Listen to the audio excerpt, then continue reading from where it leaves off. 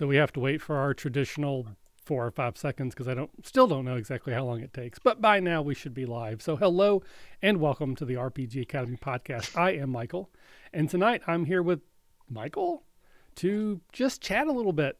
I've been on hiatus now from the podcast for seems like a really long time. Still in the hiatus for a little while longer. We're in a post-Acadecon 2018 world. We're in a pre-Acadecon 2019 world. So I just thought I'd jump on tonight, have some free time. I guess a few toys I want to share. And then Michael was nice enough to jump on and keep me company in case no one wants to join chat. Hopefully some people will. So Michael, hello and welcome to the show. Hey, glad to be here. And I'm excited because I don't know what toys you have in between now and the last time I saw you.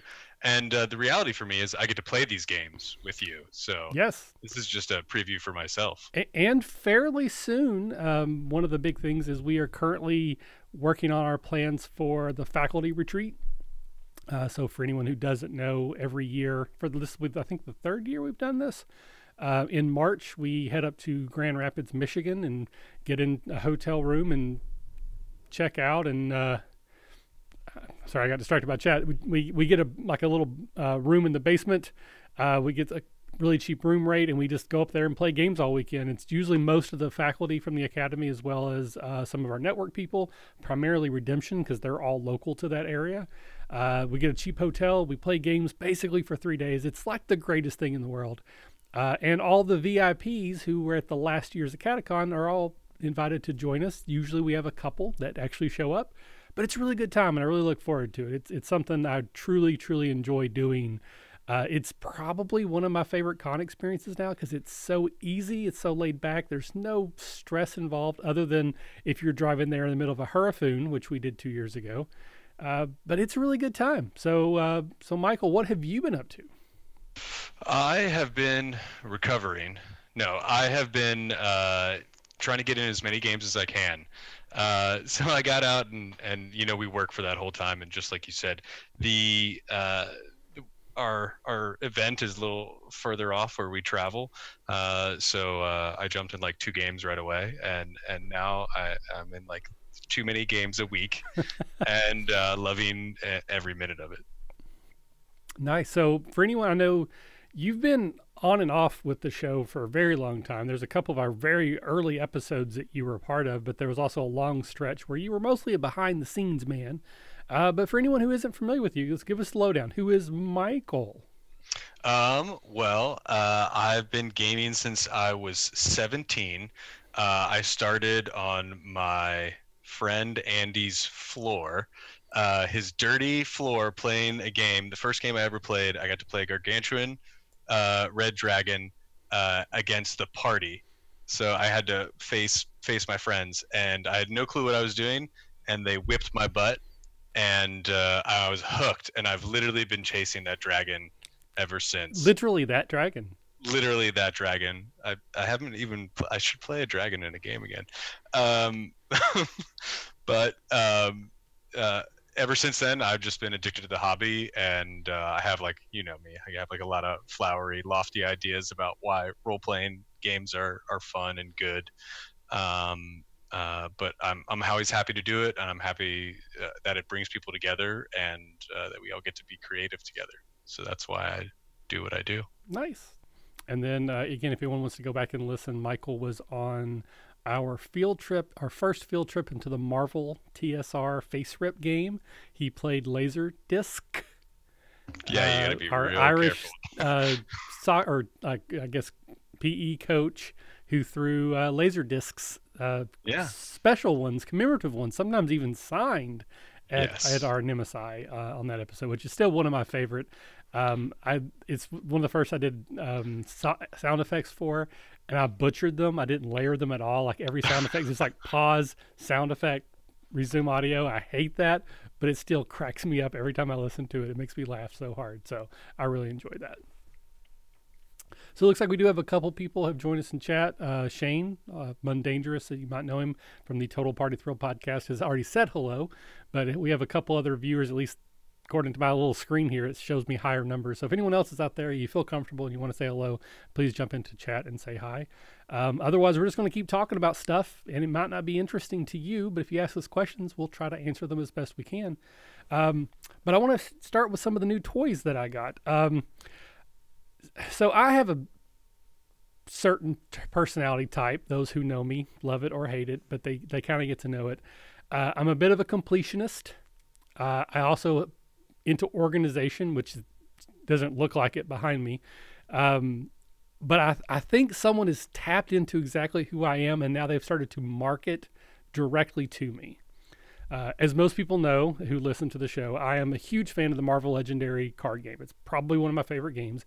It's not the most complex. It's not the best mechanical game out there, but I really enjoy it. It's a deck builder. It's superheroes. It hits a lot of buttons for me, and it's cooperative, so I really like it. There's another superhero card game that I also play, but I don't play it nearly as much as the DC version. It's not because Marvel versus DC, but the DC version is competitive, so I don't like it as much for that reason right there. And it also only has one resource that you manage versus two. I think Marvel does a little bit better there. But DC is so much easier to get to the table. Like, it takes like 40 minutes, it seems like, to get Marvel ready to go. And then after the fact, it's another 40 minutes to put it back up. But you can have DC up to the table in just like 5 minutes if you want to. So I love that. But even then, I still don't play it a lot. But I constantly buy the cards. I have almost every card that has come out for the game. I just never play them. Then it's like the heaviest thing that we have that we bring to the con. Yes. Well, I'm not about DC. And Marvel, yes, I literally have every single card. But for DC, I have most of them. And I just saw just a couple days ago on Amazon, bought it. It's already been shipped here. Someone has actually, they sold me just a box. It's the deck builder game box. And all it is a box for you to put your cards in. But it comes with these really nifty dividers that really make it look cool and fun. Of course, all my cards are sleeved, and they're all color coordinated. They're all red. I picked red for DC. But it comes with these really cool, like, hard plastic divider thingies. And they have them broken down by each set. So, like, Forever Evil is one of the sets that you can buy. And here's where they get me. Because now I can see the sets I don't have. So I have this whole stack here with no cards in the middle. And the completionist in me is like, oh, I can't have that. So I will be going out and buying all the other sets I don't have just so that I will be able to fill this box out. That's how they get you. That's how they get me. They sold me an empty box and have compelled me to buy things to put in it until that box is full. We're just going to find everybody's OCD and we're going to give them an empty box. I mean, seriously, someone out there was like, okay, no one's going to buy this. And they're like, oh, no, there is at least one person who will buy this. Yeah. So, yeah, they suckered me into buying an empty box so that I will then fill it with stuff. On a scale from like 1 to Julia Roberts, how much do you love it? I love it a lot. I really do. Also because it allowed me to get all those cards out of those oversized like baseball card boxes that I usually use. So this is it's a pretty box. Like, I really like, it's got some DC art. I love DC. I love comic books. So if they made one of these from Marvel, one, it would be huge, but I would buy one from Marvel too. So yeah, so I spent, I don't know how much to spend. I spent money on a box, and now I'm going to spend money to fill that box up, because that's what I do. Do you have any obsessions, any games like completionist that you have to have all the cards or all the components? I mean, you're like Arkham Asylum, isn't that your big thing? Yeah, I mean, you know me, like, I'm so anti-stuff. I have like one set of dice that I've been using for like 30 years, since like before I was born. But myself and my best friend have every single expansion to Eldritch Horror that you can imagine, and we have this giant tackle box that looks like we're the fishing captain of the world, with every chit like in its own place by set. It's the most organized thing maybe in my life next to work. Yeah, I think if I could achieve what I've achieved with Eldritch Horror, the rest of my life would be really fine. And we play it all the time. Yeah, you told me you leave it up at your house. It's yeah, just always out. There is an Eldritch Horror table at our house. that just because the game takes way too long to play, and we play it on hard mode, and we get way too frustrated at it, and then we're like, we just need to leave this. We're coming back. We had to play Cthulhu 8 times on hard mode to beat him. So that's our big nerd out thing.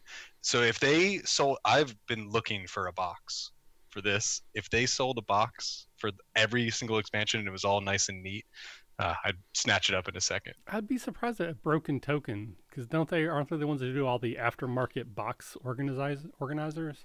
They do, but I think when you've officially moved into like having a room of your house needing to be the size of the tackle box, then it might be too much for them. If it has to be a full size van with like a 4th row to carry all of the Eldritch Horror stuff that you have, then I don't know that they do it. Nice. So Shane, again, Monday just chimed in that he has an X-Wing tackle box, which I've never played. It's one of the few games that I've never played with any of the X-Wing. I kind of want to, but I also don't want to, because if I do enjoy it, then again, that's another mortgage I have to take out to buy things. But I would like to maybe at some point in time play that. I've seen it played on some of the Let's Play videos, and it seems like it would be fun, but I don't know. I don't know for sure. Every time I've seen it played, I'm like, I'd have to turn away, because I'm like, I can't do another obsession. Yeah, exactly. I've already got too many. I'm going to walk away from this.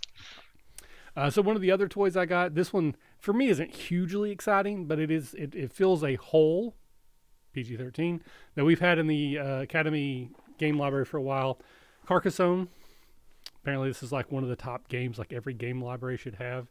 It was on Amazon for like half off, maybe even more than half off. So I picked it up. Actually looks like something I'll probably play with the kids. So, it says it's 7+. Super complex, and I just played it with my friends Sarah and Caleb last time, and I like the 5th time that I ever played it, and it's a great game, and I won by complete chance, and that apparently doesn't happen very often. Oh. Okay. I think I told them that I was just better than them, but I was in luck. It was pure luck. I mean, to the outside observer, skill and luck can look like exactly the same thing depending on how you play. Yeah, you just gotta pass your persuasion check, and absolutely. then people think you're geniuses. Absolutely. Or now, just do a lot of editing like we do on the show. Yes.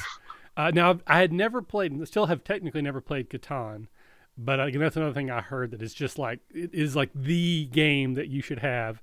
I bought it for the game library 2 years ago. Again, I have never yet actually played it, but then I saw there was a Catan Junior, so I bought that, and I've been playing that with my kids, and surprisingly, they really got it. Like, I was a little bit worried that it would be too difficult for them, but they snatched onto it, and it's a perfect encapsulation of my children. And are you familiar with the Catan Junior at all?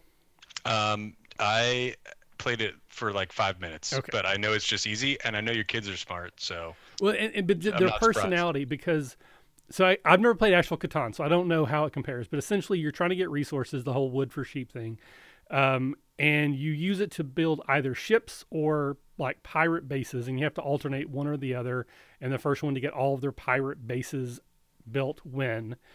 But there's like this random element where rather than buying what you need to build a ship or build a pirate ship or pirate cove or whatever it's called, a hideout, you can buy, it's just like a random tile, and all the tiles have random things that you give you a free one or give you a bonus one. And John Gabriel just kept buying those. Like there's a mechanic in the game that whoever has the most of those gets a bonus. Because it's supposed to go back and forth. The first one to buy anyone has the most, and then the next person buys the one, you're tied, and then it goes back and forth. By the end of the game, I think he had like 9 or 10 of them. There's only like 15 in the game. That's all he did, is he just kept buying them, kept buying them. He didn't care if he won or not. He just kept buying those. And then Jacob was overly cautious, and he would stockpile resources. He had more than enough to buy things, and he just wouldn't. So Jacob's overly cautious, and John Gabriel's like a gambler. Like, he will just, I got to keep that kid away from a casino. He's going to have They're like the two aspects of you. Yes, pretty much. Yeah. One is a gambler, and the other is like, I'm going to do this one thing really, really well. Yeah, and just dive into it headlong. Yeah. So Shane asked the question, I don't know if ironically or interestingly, funnily enough, that was the next thing I was going to bring up, as I have a copy of the Arts and Arcana book. I was pleasantly surprised that they actually sent me a review copy. I did not have to pay for this, but it's freaking awesome. I absolutely love this thing. It is not the sort of book that you read cover to cover, though I actually did, but it was kind of painful and it took me a long time. But it's the kind of book where you just flip it open to a random page and just sort of like relive your childhood. At least if you're my age and you started playing D&D when I did and grew up through all the different versions, it's just like every single page you open up is like, oh, I'm 12 years old again. So I think I said on Twitter the other day that this is like the closest to like a magical tome that I've ever actually had. Because one, it transported me back into my childhood, and two, it increased my intelligence by like +3 because it is just chock full of interesting tidbits. Now, it's not a complete guide. There are definitely other guides out there. I think there's one of Dice and Men. I think that's the one where it talks a lot more about the actual history, and it kind of gets into the really nitty gritty of like when TSR was taken away from Gary Gygax, and there was like a corporate takeover and all kinds of cool behind the scenes, like, you know, knife in the back kind of stuff. This doesn't really talk about that. It mentions it as high level, just like this happened, and it's really, really focused on the art. I'm going to move the microphone away from my face a little bit so I can flip through some pages. I don't know how terrible it's going to affect my audio, but I'm going to try to show off some of the pages here. Dun, dun, dun. So, actually, pretty funny, like one of the first things it talks about is obviously when D&D was created, it had no budget. Everyone was working for free. They didn't even have enough money to publish it at first. They had to borrow money to do that. So a lot of the art was just like people they knew and people who were not trained at all. Like the kids that we knew in high school that would just sit and doodle, and like in my age, they would make like tanks and airplanes. They were just kids literally in high school that were like, I'll draw a dragon. And that's like half the monsters in the monster manual for the first one are just free submissions from random people who kind of like art. No training whatsoever. And you can definitely see how they transcend once they start actually making money. One of the things I did actually really like, I'll see if I can find one, is it shows certain creatures in the monster manual, and it shows you each of the different versions from the very first one up to the 5th edition, and you can kind of see how they have evolved. Sorry, I know this is excellent audio radio right now. Yeah, it's very ASMR. If you can just slowly turn that page. Oh, come on. Dun, dun, dun. Like the first 200 pages are blank. For, you so you can talk while I look. I really want to get some questions from chat and see if I can answer some. The cartoon. Awesome. Are you going back in time? I am. I'm back to being a 12-year-old kid.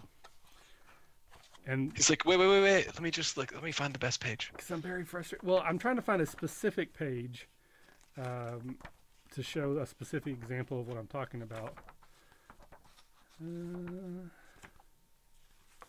So you want to play Hanabi while we wait? Yeah, that'd be great. That'd be good. That's like our go-to. I do love Hanabi. Oh man, Josh asked in chat if he has any suggestions for starting a convention. He started one this year with his friends, and he's looking to expand next year. Which I don't know if he knows that is how you started. We started with like 20 people in a basement, and then 40 people in a basement, and then third year go public. Yeah. So I'll get to that in a second. I found one of the pages here. Again, I'm going to try to show this as best I can. So this is the Mind Flayer through all the various editions. So first up here is literally like just someone said, hey, it's a dude in a robe with like tentacles. Looks like he's wearing a mask. Yeah, pretty much. And then this was the second version, so the actual Monster Manual edition. Okay. Then we go to, I think that's the advanced version there. We've got some color now. Now we added a hat. Yeah. Then we got third edition.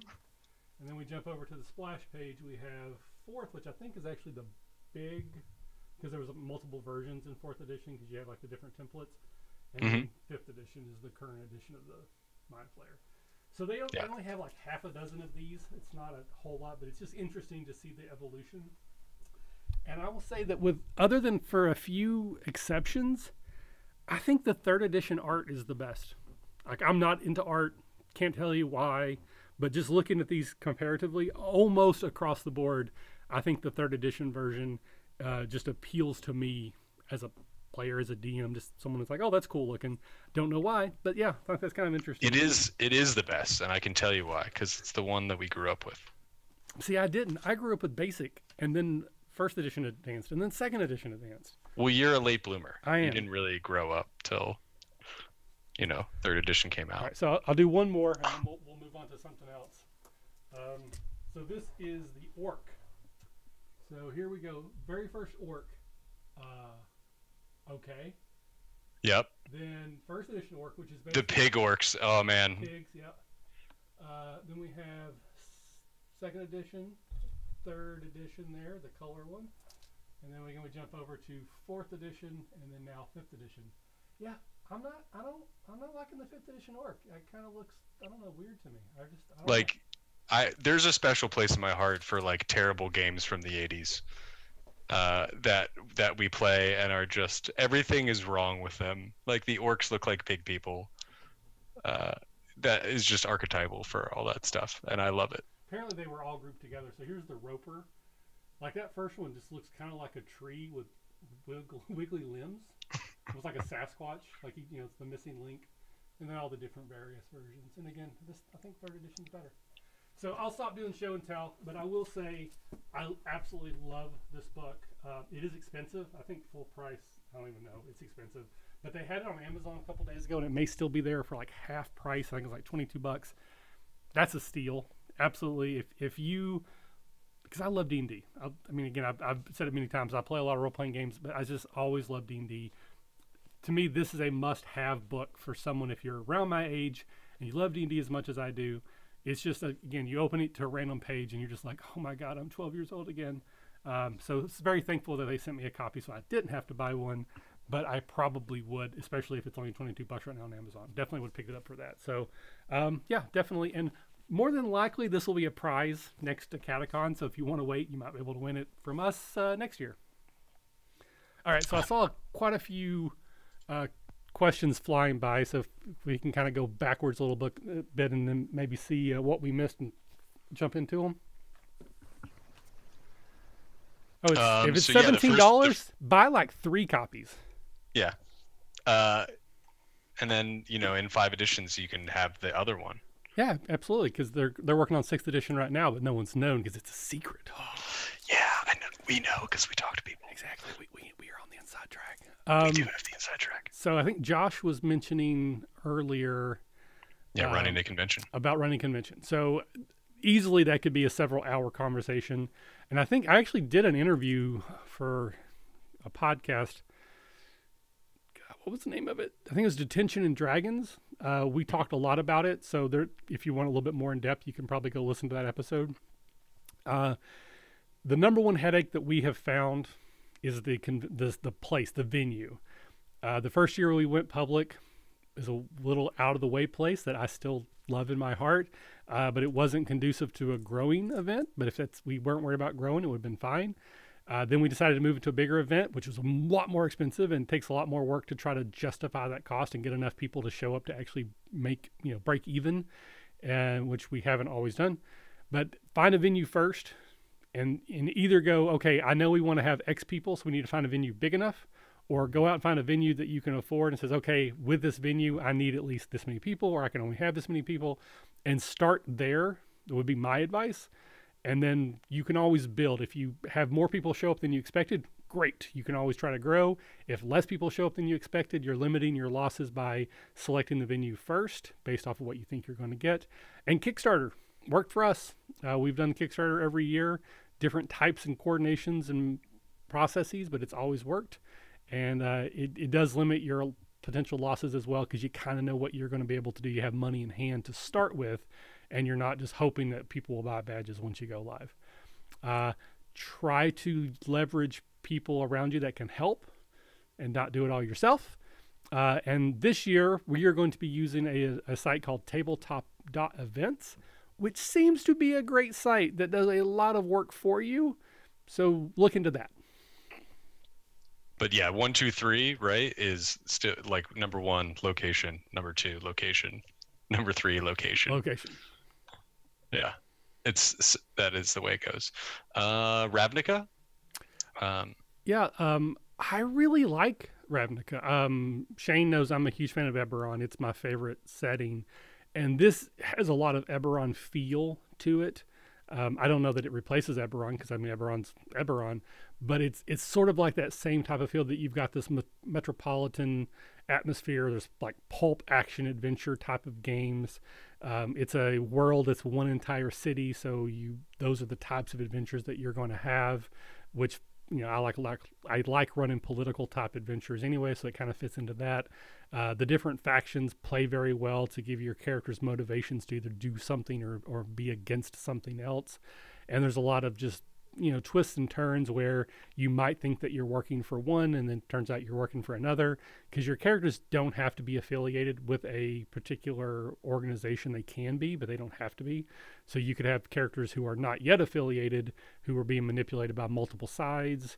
You could have adventures where you're trying out to be selected, some sort of like, do this, whoever the first group back wins, and they get invited to join this particular type of syndicate or organization or guild. But yeah, I really liked it. I mean, again, it's still something that, like, I got a free copy because we did the podcast thing a month. That's a PDF. I probably will pick up a copy anyways to have. It's something I'm going to piecemeal pick from. I don't know that I would ever run a true Ravnica campaign, but I don't even run Eberron campaigns, and those are my favorites. So, that is what it is. Yeah, I agree. Anything that pushes the game into like anything more small batch and like nitty gritty, those are always the best games, I think, because a player can really understand and sink their teeth into it, and they have a lot of agency over the world when like things are smaller. If there's a giant dragon coming, barreling towards the earth like a meteor, well, everybody has to deal with it. But if you're just trying to get one bill passed so that defenses against the orc populace can be better, it's a lot more, I don't know, every player seems to be able to attach onto it a little easier, at least with my nerdy group. So yeah, definitely, I would say Ravnica is something you should pick up. So Shane asked about a 1 to 20 campaign idea. Probably would go with one of either the Law and Order one, which I think is the Azores guild, or the Orzhov, which is my favorite, which is like the criminal, and one or the other is going to rule the city world by the time we get to 20. Probably the bad guys, if I had to guess. Just playing to type, right? Yeah. It was actually when we got invited to do that podcast event, we were sent just a 1 or 2 sentence, maybe like full paragraph of each of the breakdowns of all the different guilds, and you had to pick your top 3 of what you would want to represent. And Orzhov was absolutely top 1. I'm so glad that we got that one, because out of all of them, like that literally was like, that was us before I even finished reading all of them. So very excited. I like to think that we were the only ones who really wanted Orzhov, which is why we got it. But yeah, I was very pleased to get that one. So I think that's most of the questions. So do you have anything, Michael? If not, I got some more toys to share.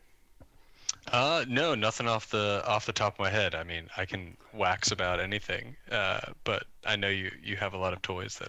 So I'm going to try to be technical here. We're going to see how well this works out, because I want the camera to help me on this next one here. So I'm going to see if I can bring the other camera up and put us in the background so we won't be on camera for a little while. We'll see how that goes. So let's do that one. We're going to move it up. Nope, didn't work. Move to top. There we go. So I got one of my Kickstarters in today. I don't know if Michael, you may not be able to see that. Fireball Island, the game from Restoration Games, which is not actually a remake of the original. It's more like a reimagining. Got it today. I have not actually opened it, so we were going to do sort of like a mini unboxing version here. So again, the people at home should be able to see this now. So I have taken the cellophane off of it, but other than that, I have not opened the box yet. Again, I'm going to move the microphone away from my face a little bit. Apologize for that, but I want to be able to open the box. Did you ever play the original, Michael? Are you familiar with Fireball Island? What is a rotary phone? Exactly. So yeah, again, just looking at the components here. I have memories of, I think I played the original once. I don't think my parents owned it. My family isn't a big gaming type of family. I grew up playing rummy and poker and stuff. That's how I kind of learned how to count. But we never played those types of games, or like even Clue, Monopoly wasn't something that happened in our house a lot. So again, I don't know how well you can see, but I got looks like a 3-part map of the island. Got some cards. Got the volcano, I guess Kolvar himself, which is where the marbles will come out when the entire game is put together. Is it true that you could count cards before you could count numbers? No, but I did learn how to count using cards.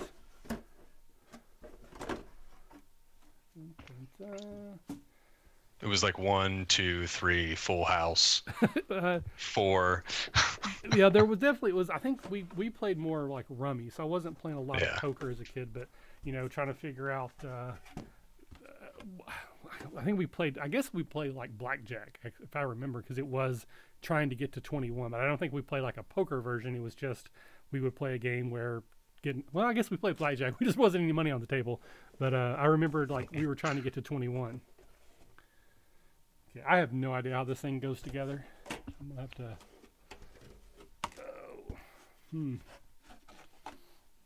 I guess this is where unboxings fail because I don't know what I'm doing. There's got to be something that goes in the middle now. Yeah. Well, again, there's an instruction booklet. And there's a whole bunch of punch outs and. Has this got levels?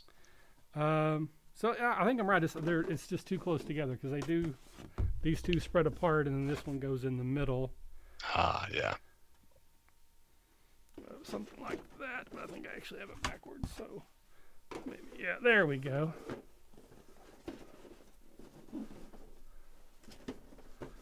Alrighty. Maybe I think the camera's a little bit too close, but we're gonna break this out with the kids this weekend. We got the marbles that you drop down, and basically it falls through, and if it hits your little token, it knocks you off the board, and you have to start over. And essentially, you move your character around. You're trying to collect treasures, or I think even like a specific treasure before your character gets knocked over by one of the marbles that comes rolling down. All right, well, that was fun. Now let's see if I can fix this back. Order, move to bottom. Hey, we're back. Look at that.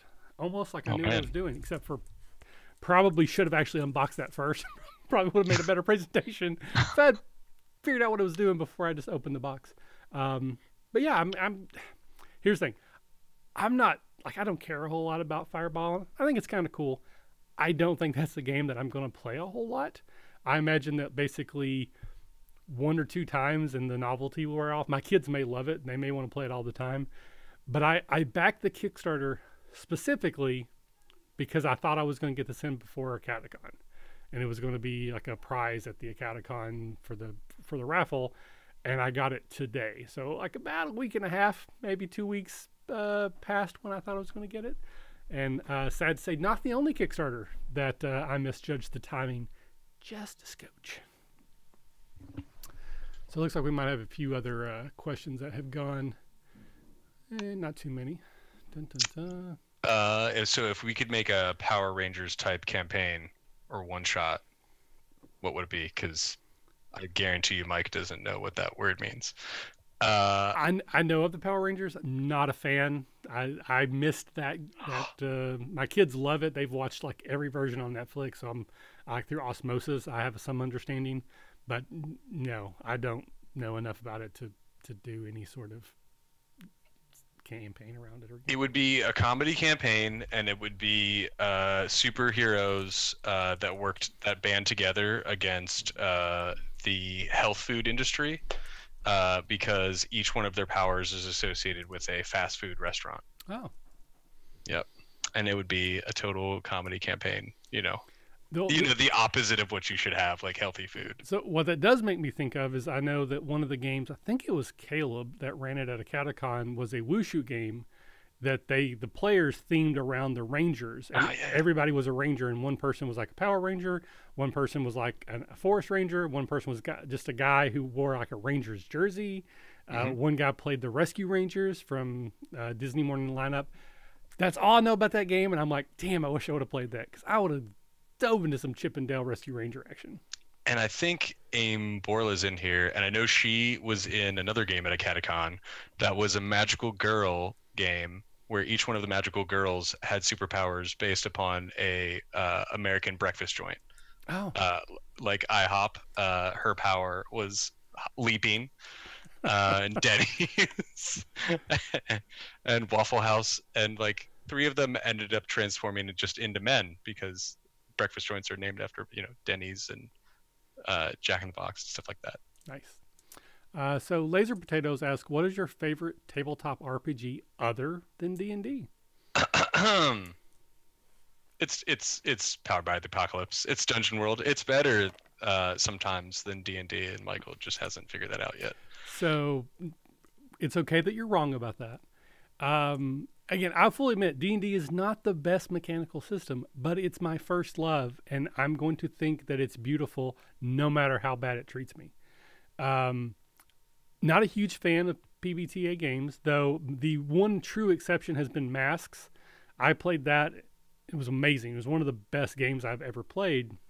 It was the first time that one of those games lived up to the promise of what it could be. So that definitely changed my mind a little bit about that system. But probably for me would be Dread. And I mean, I think in some ways that's kind of a cheap answer because those are one shots. They're not a campaign type of play, but I absolutely love playing Dread. It's my go-to convention game.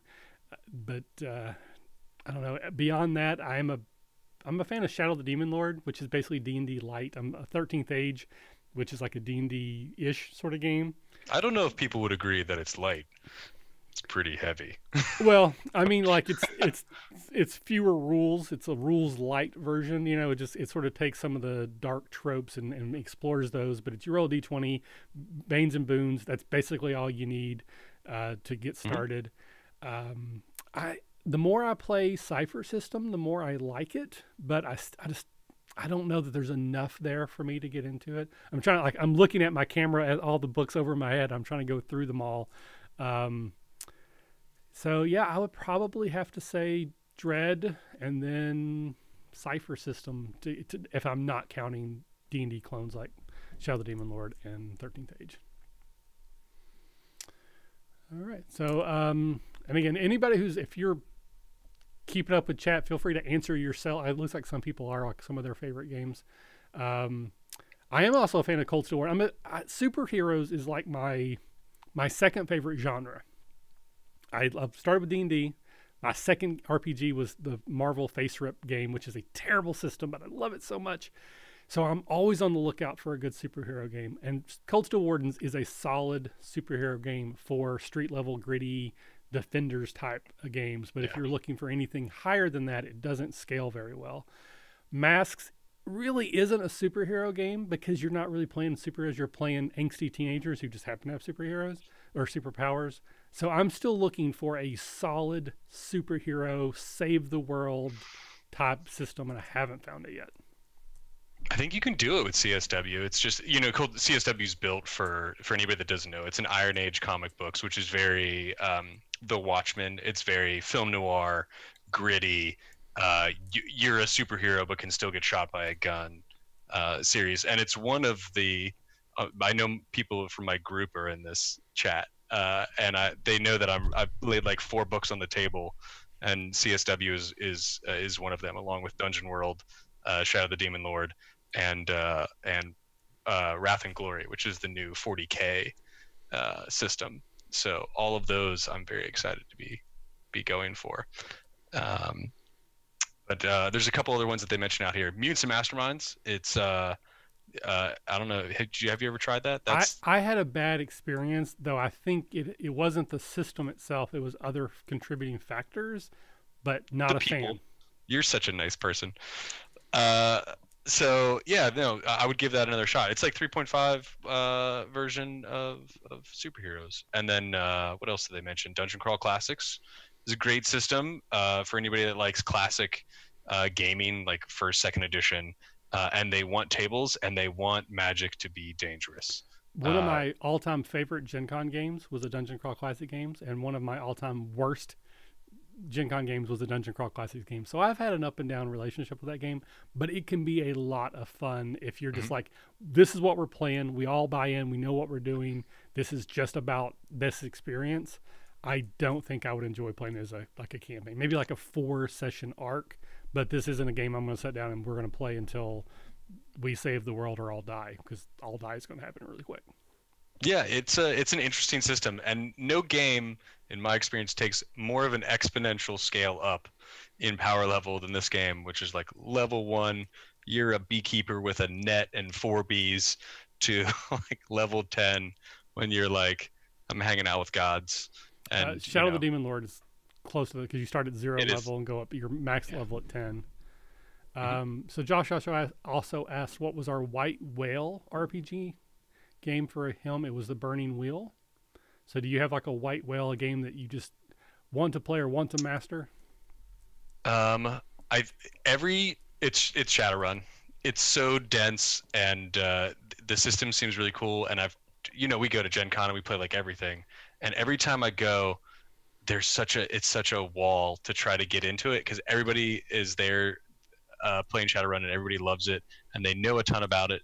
And it's I did it with 40K and I got into it and I learned everything. And I feel like I would have to go through that whole scheme to really get the most out of playing Shadowrun because it's such a dense system. All right. That's mine. I've said it before. For me, it's actually, I'm going to say it's Fate. I've used this particular example before, but no Fate game I've ever played in has lived up to the promise that reading the book of Fate made me. When I read Fate, it drastically changed how I viewed role-playing games. I think it's made me a much better DM, but I've never played a Fate game that was even that much fun, and I've played it with people who wrote the game. Still just didn't quite work. And I don't know why exactly, but I would love to play a Fate game that matches what I feel like a good Fate game can be, and it's just never happened so far. I've had great Fate games. I haven't had great Fate campaigns. One of my all-time favorite games was legendary power level, and I was like, I'm a firm believer that doing like a legendary power level game is really, really tough and probably the hardest thing that in like an evil campaign that a GM can do and like make work. And this guy made it work, and we all played famous characters from history, like the Doctor and Indiana Jones, and I played Achilles, and it was just a really tough thing, and it's a system that lends itself really well to doing very strange things. Nice. A few more people have jumped into chat, so welcome to everyone. If I haven't said hello specifically to you yet, I'm sorry. There's just a lot of names flashing by, which is awesome. We love it when people jump in and say hello. So I don't think there's any other outstanding questions specifically, but if there are any, please jump in. So Michael, what are you looking forward to most at our faculty retreat here in a couple of months? I mean, it's just it's the community, right? We have such a good group of people, and like I can say that, and people don't really know what I mean, but we have a lot of people that devote a lot of their own time, and to finally like get to be with those people and game with those people in a relaxed, like, we're 22 again or something, and we finally get to have no responsibility for a day or two, and just game.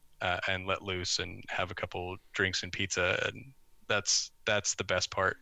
That and specifically then doing anything that involves us acting together, like the Noisy Person card game, Mhm. because that's you get a lot of like a gamer alphas that want to be the best at like role playing, and you make them you say one up each other, and that it gets out of hand in a good way fast. Nice. Yeah, we played Noisy Person cards last year, like an epic game, which I think we've actually played it every year. I think Danger House may have actually taken over for me because of our house rule that you have to use silly voices, but that we played that entire game this time at Acadecon and we beat the game. I don't know that I need to play it again. But yeah, that was a whole lot of fun. Crazy voices, definitely a good time. It's Which weird. is a choose your own adventure game. Oh, It's basically choose your own adventure, the the board card game. Yeah. the board card game. So it's actually really fun, and I think dredges up a lot of good memories for anybody that I did think that. it works best as a party game. That's the way we've always played it that way, and you just get everyone gets to vote on which options you choose. Definitely makes that a lot more fun. And then again, we have a house rule that you have to read the cards in some strange, weird voice. Some people do amazingly good voices. I do a couple bad ones that are kind of funny, but I definitely lean into that southern accent because that's really about the only thing I got. You have two accents. One is southern, and the rest of them start off as whatever accent you're trying, and slowly devolve into Jamaican. into something else. Some Yeah.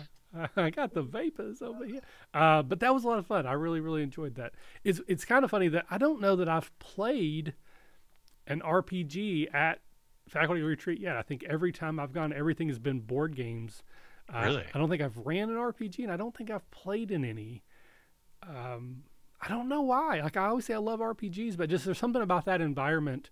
I kind of feel like jumping into an RPG, which is probably going to take 3 to 4 hours. I feel like I'm going to miss a whole lot because there's not a lot of structure to it. It's basically just all of us in a room with a bunch of games piled up, and we just sort of like pick and choose. And there's a part of me saying like, hey, if we go over this table for 4 hours, what am I not going to be able to do? But I'm thinking this year might be the exception. I think I want to run something. And I think I want to play something. Yeah, you should do it, and it's the place to do it. There's I've done a lot of great games there. Played it. I might do my murder mystery. See if I get enough people to do like a second version, just to tinker with the rules a little bit. So there's a question I want to get back to. New York Tater mentioned when am I going to publish Dragonspine? He was one of the people who had a chance to play it. One of the things I was going to mention tonight, I really want to do a Kickstarter for that, but I know nothing about publishing a module. So I kind of feel like I'm pretty sure I could do like like $1,000 Kickstarter, and I'm sure I could get $1,000. I think there's enough people within the academy that would throw me a couple bucks to get me to that level. But I have no idea how much it would cost to produce it. I have no idea, and I would want to do it well. Like that's I would probably end up paying more money than I can afford for good art. I want to do some cartography. I want to do all this cool stuff. So I need to sit down with someone who's done it before, and I have access to those people. I just haven't done it yet, and really figure out the finances behind it. Like if it's probably going to be like 20 pages. I want to have a cool cover art. I want to do this, and this. How much is it going to cost me to produce it?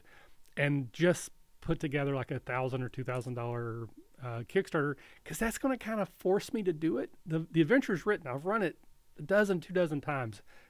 It's fine the way it is. I just need to figure out a way to write it so that it makes sense to someone else that's reading it, and that's the thing I don't know how to do yet.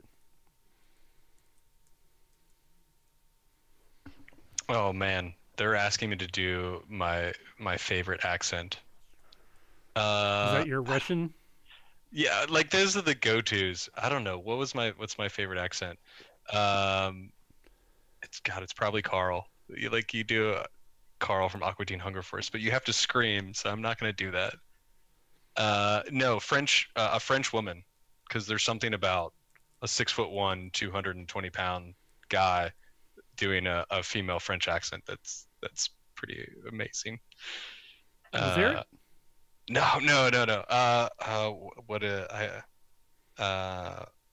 Mon chéri, I do not think that you should be doing this right now. It is bad to do on the air camera. And then you scale it up. I can't do it right now. You just put a lot of effervescence in it. And yeah, Sophia. Sophia Lawal. and then get really feminine voice, and you know, it makes every one of my friends at the table laugh anytime I have to say anything funny. Nice. We will just leave my Jamaican in my pocket and Yeah, move on. no, I think you need to like present to people, uh, you know, your amazing talent to devolve every accent into Jamaican. No, I've never heard somebody start off as a Irish accent, be like, "Hello, top of the morning to you," yeah, and then it like slowly devolves into, yeah, I cannot hold the "Don't worry, accent. man, everything gonna be alright." It always, and that it's not even that close to being a good Jamaican. It's a lot worse than that. But yeah, I start off, I like the first 2 or 3 words I can hear and I can like generally do okay, and then as soon as I'm off those first couple words, it just devolves quickly into this just sort of glop of nothingness. Yeah, I can train you how to do a Jamaican accent. Yeah, I think I'm just gonna walk away. I'm okay. I've done what I can. I'm satisfied with my effort. Just don't need to revisit that. So Mundager says he struggles to maintain a Boston accent. Pak the cod and Javier. That's about all I got. So let's talk about some Acadecon stuff. At the risk of sounding like a whiny baby, there was a lot of discussion right after Acadecon about the future of the Acadecon, and went back and forth. And there was a long period where I was pushing hard for us to go back to the lodge, even though it would basically be saying, you know what, throwing up a flag. We're not going to worry about growing. We're just going to make this. Basically, we're going to do the faculty retreat in November. That's essentially what it would have been. I was outvoted. I'm still a little bitter about it. But we are going to do a Acadecon again at the DCC. But it is literally going to be one more maybe. If this coming year doesn't work, then that's probably going to be it for what it looks like now. And one of the main reasons is there's been like a perfect storm. Every single year that we've done a Acadecon at the DCC, we have been on the same weekend as at least one, if not multiple other conventions, most of them local. By happenstance, I don't know exactly what happened. None of those conventions are on that same weekend again. So we're not on the same weekend as Con on the Cob. We're not on the same weekend as Gamehole. And we're not on the same weekend as UConn. So if we keep the same weekend, we should be able to get in some of the guests that we have lost to some of these other cons. We shouldn't have any issue with like conflicting. People have to choose one or the other. So if we can't have a successful con with a lot of people showing up, then clearly we just can't. Like this is like our best chance of bringing in as many people as we can. So this is our one more time. We're going to enter the race. We're going to try to get first place. And if we fall at the starting line and crash and break our nose, we're just going to limp off the field and call it a day. So that's the plan. So it's going to be next year, Veterans Day weekend again, November 8th, 9th, and 10th at the DCC. There will be a Kickstarter early next year for badges. This year, the badges will be everything again. We're not going to just do VIP. It's going to be all badge types are once again going to be available through the Kickstarter. And then we'll just start selling them regularly after that through this tabletop event site that we're going to use. But we have a really high goal, the highest goal we've had yet, because we've worked out the budget, and we're basically what we're trying to raise for the Kickstarter will pay for everything, and we're done. So we don't have to worry about losing money again. If we get to that level, anything else we make beyond that's just gravy on top. So our goal is going to be close to $14,000. Not quite there, but really close. If you look at last year, not selling regular badges, just VIP and everything else, we got to a little over 8,000. If you look at the year before that and you add in all the badges we sold for everything else, it was over 6. So really, if everybody who bought a badge the last year buys a badge again, we should get to 14,000. It shouldn't be a problem. But those are kind of the things that have to work together. So early next year, Kickstarter, 14,000. We make it, great. If not, we'll probably be back at the lodge because that's just the way it works. So are we going to officially like name this Acadecon 6 Boom or Bust? Well, it's Acadecon 7. 7. Yeah. We're still working on. We have a couple things floating around that I'm pretty happy with. Not yet. We haven't settled on one exactly, but I think we got a couple top contenders that I'm pretty excited about. But yeah, there's still a lot of little things that have to be worked out, but the big stuff is already planned and organized and ready to go. So, yeah, I don't want to throw the names out there too early and pull a Mark Ruffalo and get fired. Everybody dies.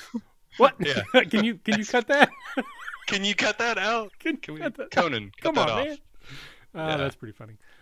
So I know we already talked a little bit about it when we did our recap episode, but any big things for you? And I don't talk necessarily about like trying to make it easier on me, but just next year at Acadecon, like what are you looking forward to doing different, better, or just something you're looking forward to? Well, I know that there's a lot of people that are wanting to help around. Even Chadwell in the chat said, "Hey, if you need volunteers, hit us up." So hopefully we can all pull together. I know it's a great community that we have. So that's last year was community. That was the whole thing. So today actually I threw into our Discord a list of everything that I do for Acadecon. I broke it down. I think there were 50 different items, and that's probably not all of them, but it's all the ones I could think of. Some of which I've already done, some of which just I'm the only one that can do them, and then all the others I'm hoping we can divide up, and a few people just take them completely off my plate, so I don't have to worry about them. But yeah, we always need help at the convention, running the desks, so that the faculty can actually go do other things, take lunches or run games or playing games. So we're going to have another desk schedule like we did last year where people can sign up for shifts and help relieve us at the table, which would, I say just that would be very helpful, if not anything more. Yeah, but always, and as the same as every year, the number one thing you can do to help out Acadecon and the RPG Academy is just tell your friends that game, tell your friends that like this sort of thing, tell your friends that aren't into this sort of thing but would be, and drag them to Acadecon, or convince them or persuade them, or whatever 1d20 roll plus whatever stat you think will get them to come. Yeah, persuasion, intimidation, strength check, grappling, whatever you need. Deception. There's free cake every hour on the hour. Well, there was free cake last year because I bought a cake for our murder mystery game. We had real cake at the birthday party. And real cake every hour.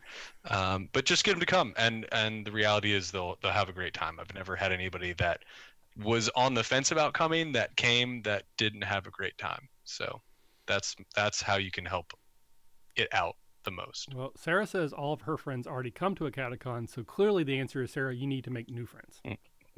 Create more friends. Create more friends. Then bring them to Acadecon. Yes, perfect. That's exactly what we need. Yeah. But the big thing, really the big thing is buy your badge during the Kickstarter. Don't wait, so that we can make sure that we get to our level. So, yeah. All right then. So I'm out of toys. Is there anything else we want to chat about? I think we're getting close. Actually, we're at an hour, but we've got a pretty active chat. So if anybody on the chat wants to throw out some more questions or topics, we will try to keep going as best we can. But I think I'm pretty well spent. Yeah, now's your chance to ask anything terrible that we're going to get really. But I will not do any other accents other than my terrible Southern. Can we get your favorite phrase on your Southern accent? I do declare I got the vapors over here. Gets me every time. Like I've heard it. I've heard the vapors come out of your mouth more times than. Yeah, it's like my go-to. It's pretty much. Yeah. So someone says, which Michael is the superior Michael? It depends on what game we're playing. It depends on the criteria. If we're going beard, no contest. Yeah. This is No Shave November. Yeah, I mean, I definitely shaved already. If it's running a podcast, I think I got that one. Yeah. Yeah. If it's Hanabi, we pass it back and forth. Yeah. I think we're on the same team. We are combined into one Michael against all other oncomers when it's Hanabi. Yeah. If there's ever a debate about which Michael is the best and we can't decide, we just form into one, Voltron style. Works for me. Dibs on the legs.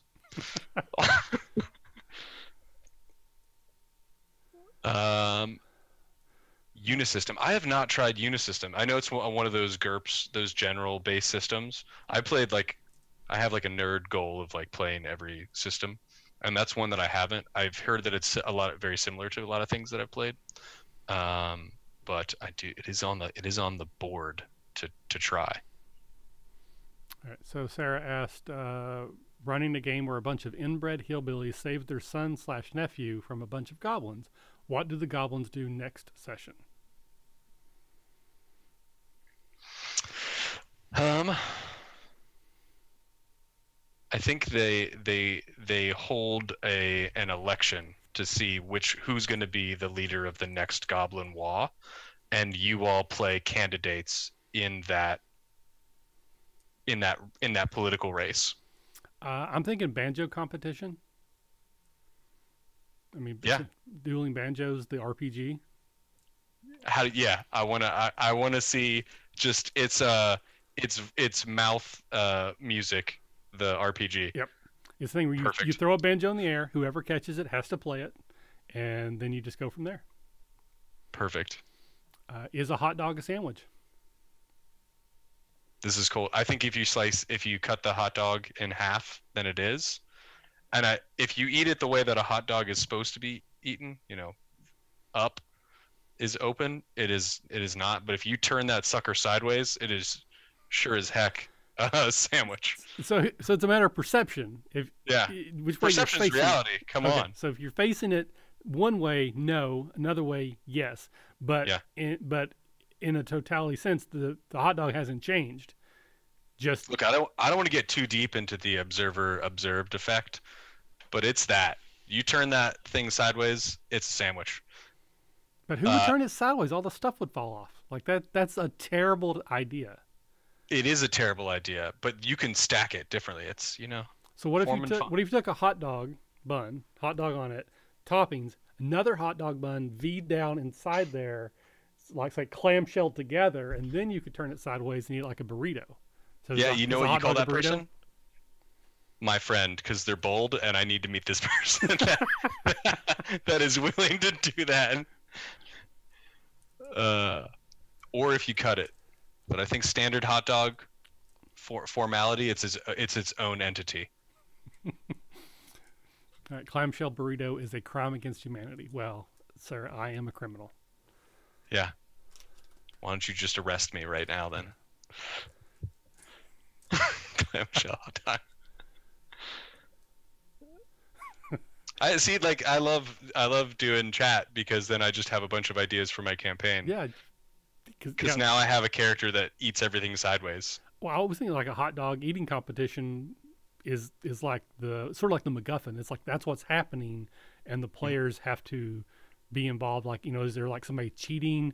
Do they have to make sure there's one side or the other doesn't get cheated or wins? So it's like a gladiatorial campaign where you're trying to make sure that your person wins, except it's an eating contest. Mm-hmm. I'd be all about that. I want to run a Goblin campaign now. It's going to be called the Goblin Campaign. The Goblin campaign, and I could do a Goblin accent that's Jamaican. What is this? Don't worry, man. We're taking it very. Like, I don't even know how you combine those two.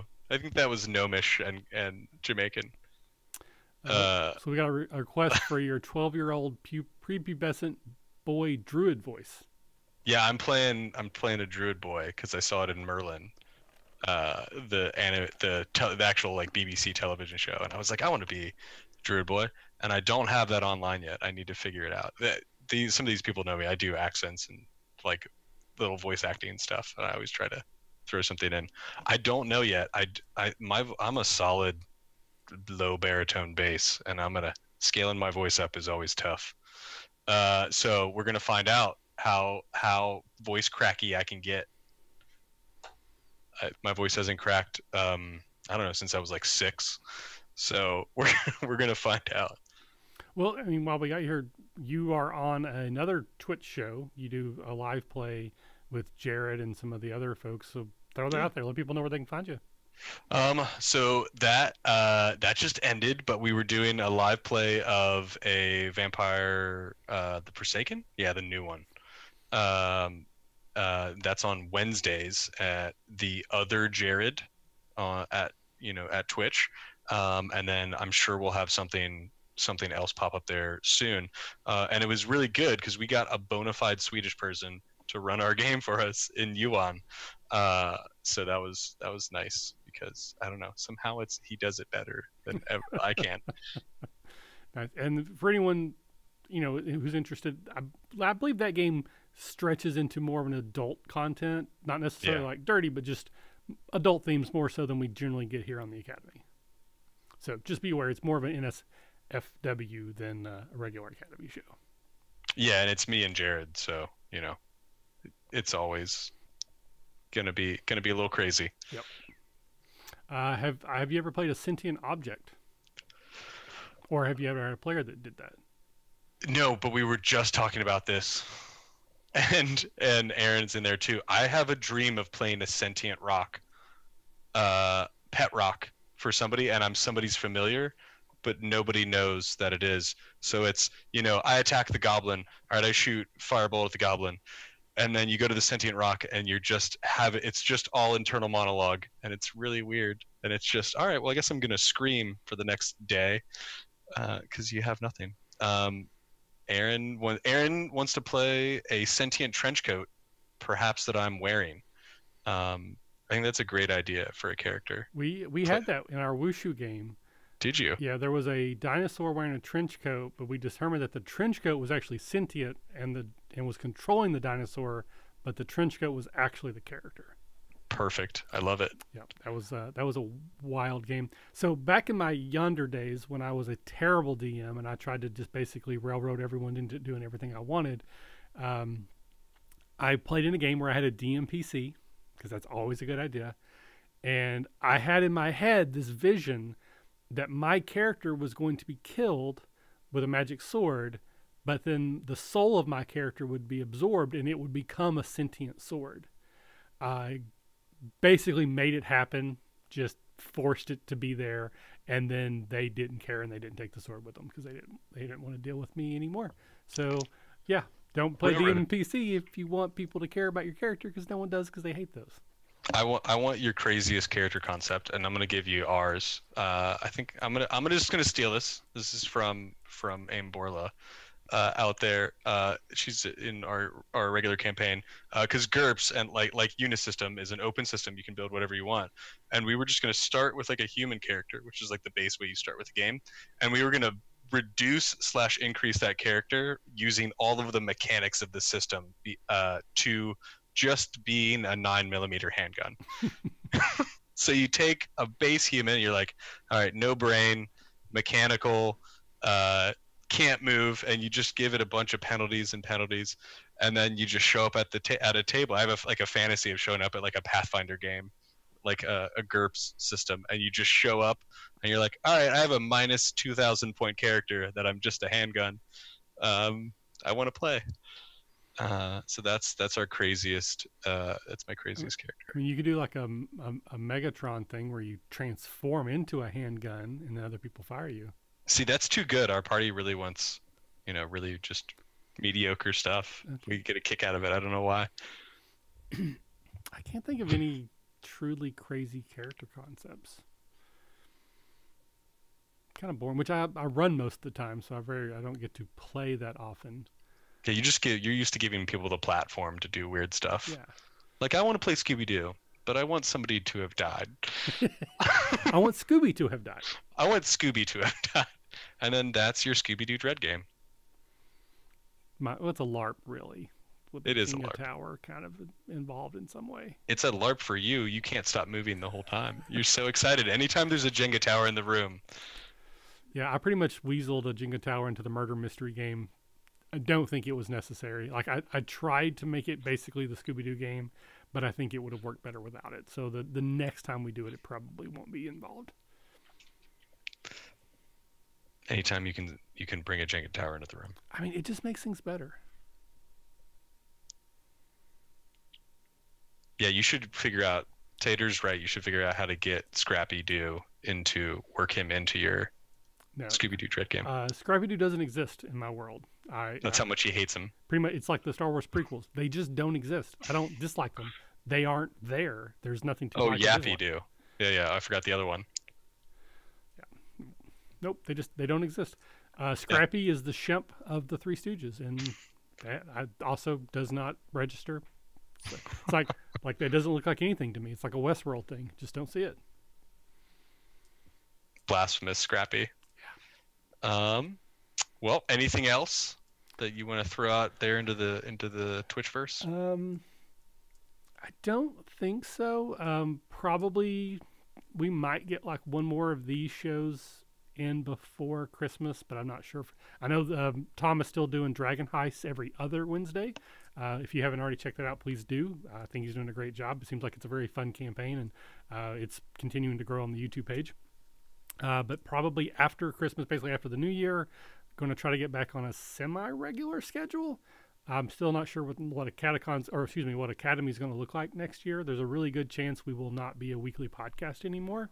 It might be more irregular, just basically when we have stuff. But again, we're still trying to figure things out. Don't exactly know for sure. We have several trials that are in various stages of planning.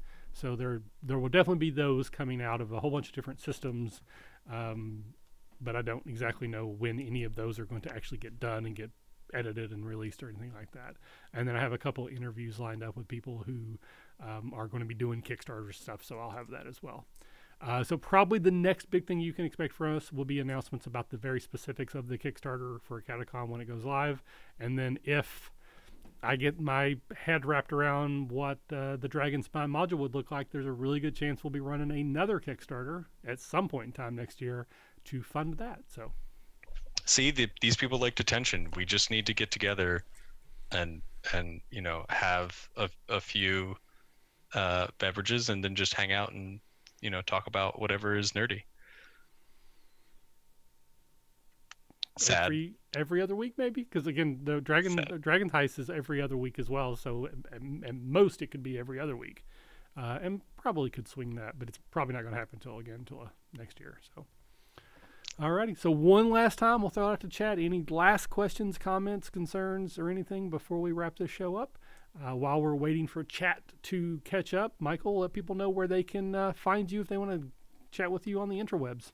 I am at Verjaeger1 on the tweetosphere. VERJAEGER1.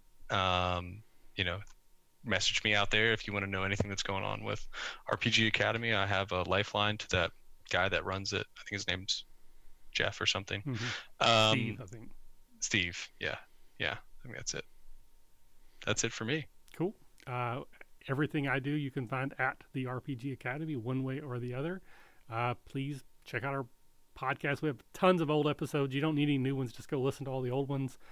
Tell your friends about Acadecon, and we'll see you when we see you. Bye. Signing off. Bye. Wait, awkward wave out while I'm finding the thing.